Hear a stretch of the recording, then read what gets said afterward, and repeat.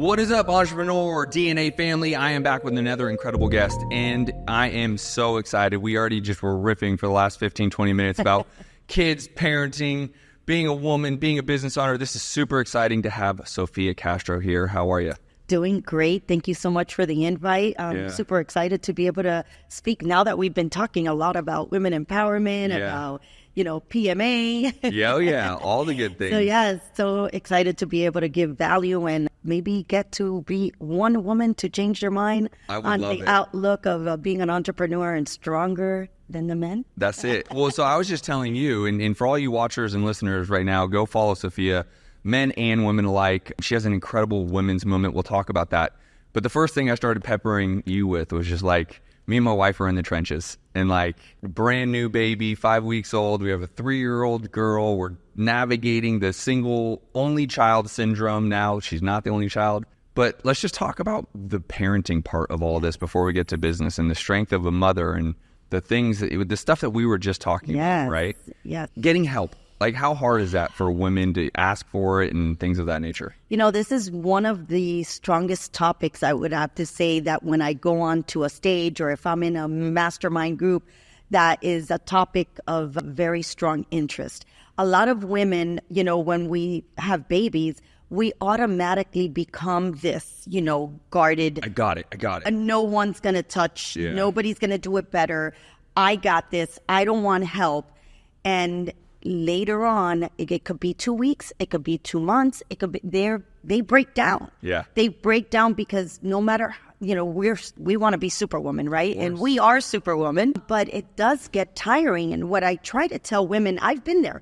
I have two children. I have a 33 and a 27, now way older. So I've already been experienced. I've been there. I've done that. I now have grandbabies. Yeah. And what I try to tell women is don't feel underpowered or less because you want help. That is not the case. That is when you bring in help, you're getting more power. You're going to be able to be that superwoman that we are.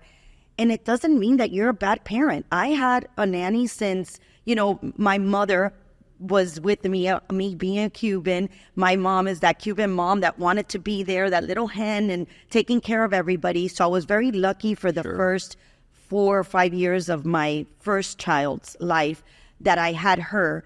But I had a housekeeper as well, and I couldn't afford it at the time. I'm going to tell you, because a lot of people say, I can't afford that. Do whatever you got to do to be able to bring in help for yourself.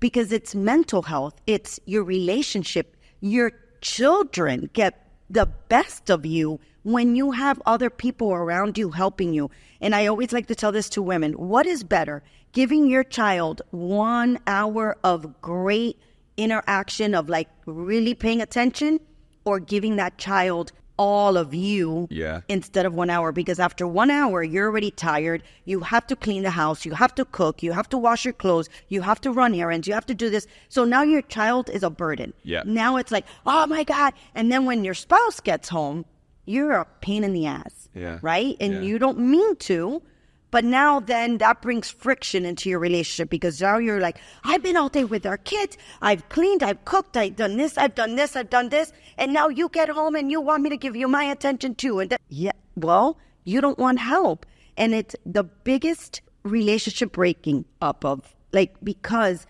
you're exhausted, and then you want your spouse, and whether this is a man or a woman, you want them to come home after they've been out there busting their butt for 8, 10, 12 hours, and you want them to help you when you don't want to get help. Yeah. Is that fair? I'm going to say no. No, that is not fair at all. And I tell this to all stay-home moms. Be the CEO of your household. There you go. You control your household, your children, your house, but bring in help. Bring in your secretary. Bring in, just like a businessman does, or a businesswoman, bring in help so that when you're the CEO of your household, you are calling the shots. You're not doing everything. You're taking care of your kids. You're going to take care of the bills of the house. If there's any repairs that need to be at home, any kind of planning, anything, you are in charge, anything that belongs to your home, your household chores. That way, now you have a cleaning lady. If you have a nanny, You could have, somebody outside doing all the chores, whatever you can afford. But let me tell you something, whatever you need to do, having a housekeeper or having a nanny is a must for a new parents to be able to get through those rough years, because they're not easy. When you bring in a second or third or fourth person into this relationship, meaning your children, it is not easy. It is the only thing. And listen, I'm a little older in terms of when I got married. So I'm 42 now. I got married at 39. I met my wife at 37. Met her at Kiki's on the River. Oh, nice. One of my favorites. Right. So I lived in Scottsdale. She lives here. She's Cuban from Miami.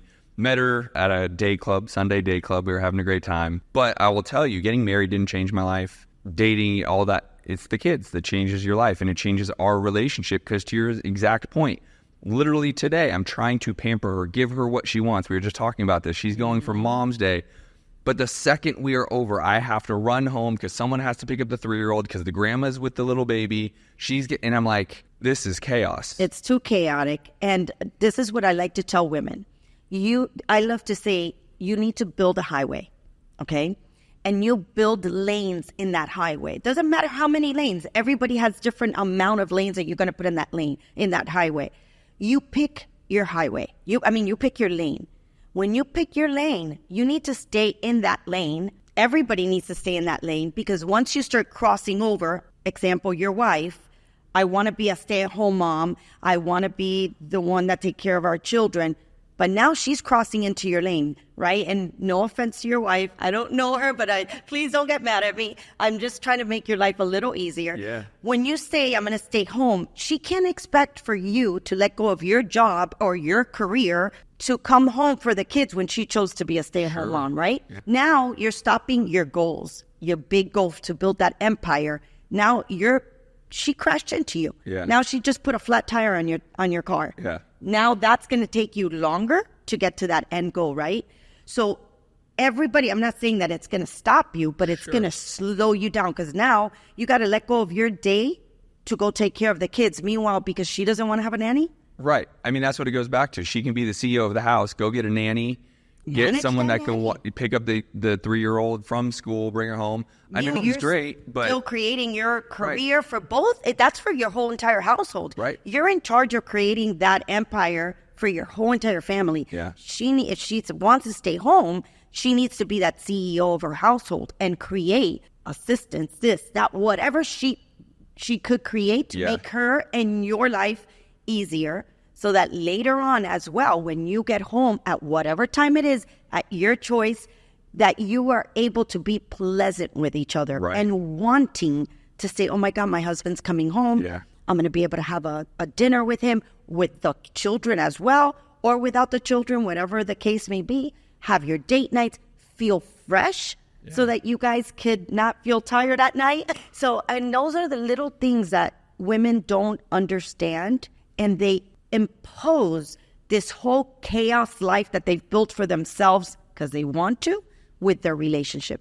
And that's where you see where the relationships can't last more than a certain amount of years, because somebody's going to get tired. Yeah. Whether it's you or her. Tired, right? So, and that's the point, is if you're both tired, then there's no communication. We both go to sleep early. There's no hanging out with each other. There's no romance, love, because you're just tired, and then it breaks, right? It breaks. At one point, it could last 3, 4, 5 years, but it'll break if you don't get this under control.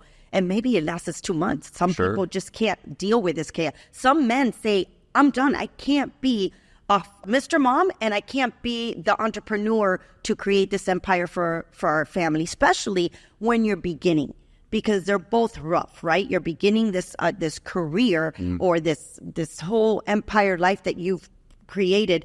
Bobby and I didn't have a nanny and a housekeeper. We would have never been able to accomplish what we have accomplished in our lifetime. It's impossible. Well, so let's go to this.